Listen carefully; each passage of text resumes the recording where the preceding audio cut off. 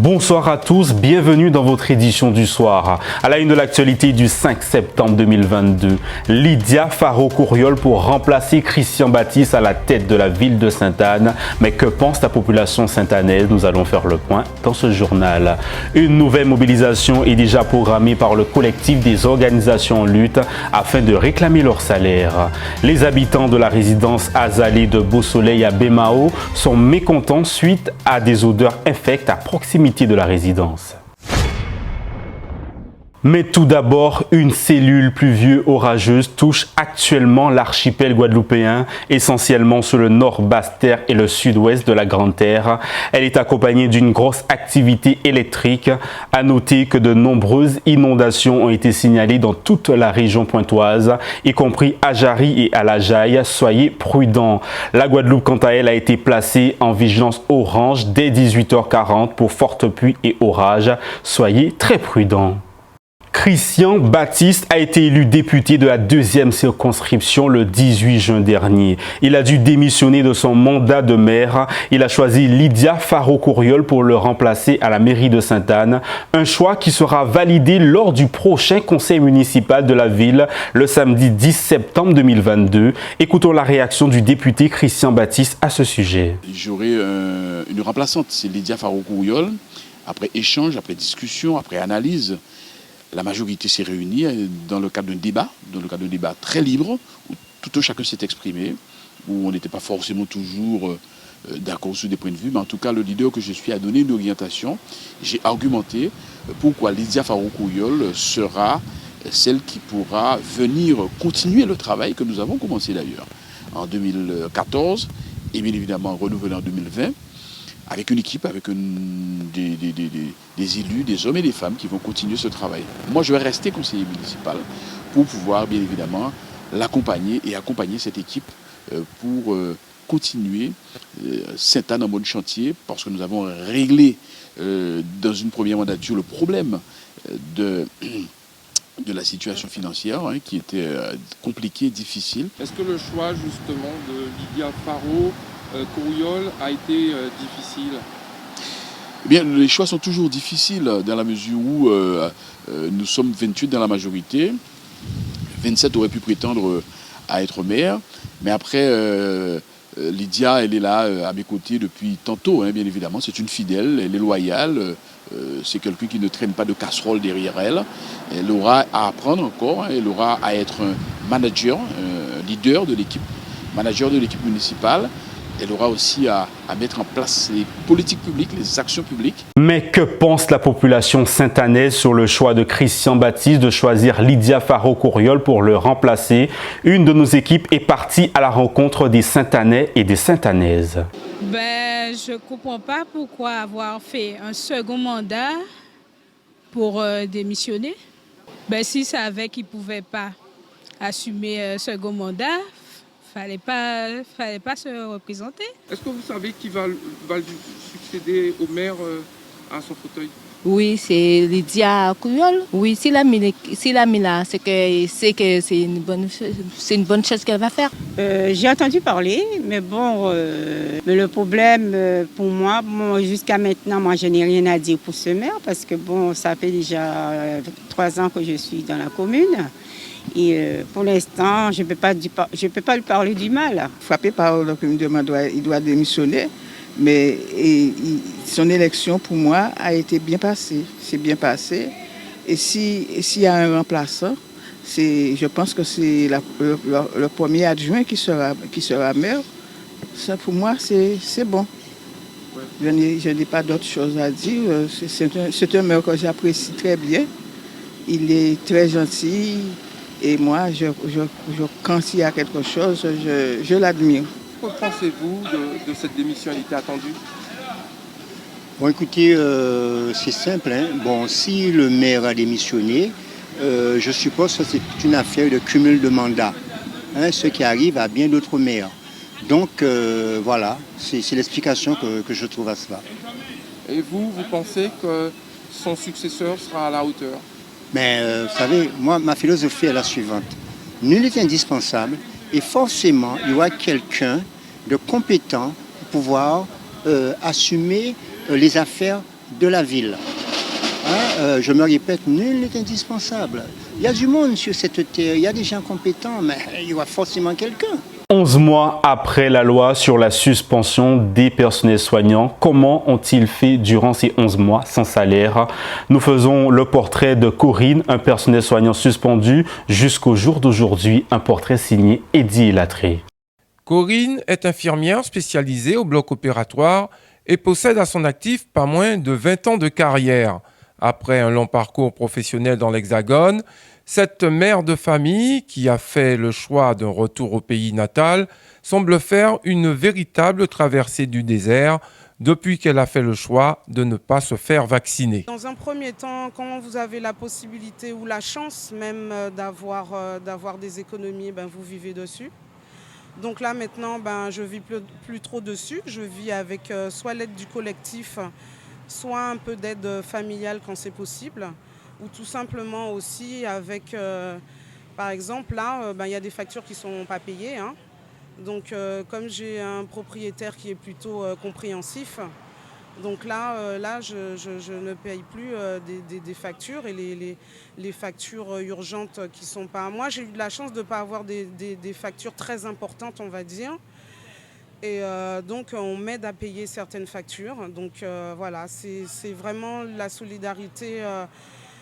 on va dire amicale et personnelle et puis syndicale, puisque c'est le collectif qui nous aide aussi en partie. Si on paye l'essence, ce n'est pas des super grandes factures non plus qu'on nous aide, hein, mais c'est l'essence par exemple, c'est peut-être le crédit de la voiture, c'est peut-être l'assurance, des petites choses comme ça qui paraissent pas énormes, mais quand vous les rajoutez bout à bout, ça fait quelque chose d'invivable.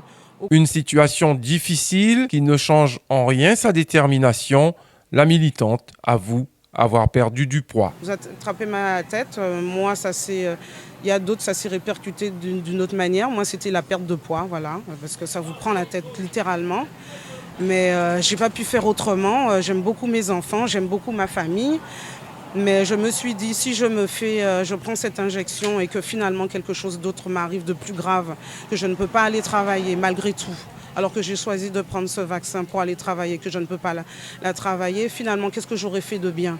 L'exemple de Corinne illustre bien la situation des 200 professionnels de santé non vaccinés qui restent dans l'attente de lendemain meilleur. Cette semaine marque le début de l'année scolaire 2022 pour nos jeunes. L'ensemble des établissements scolaires de notre archipel ont pu rouvrir leurs portes.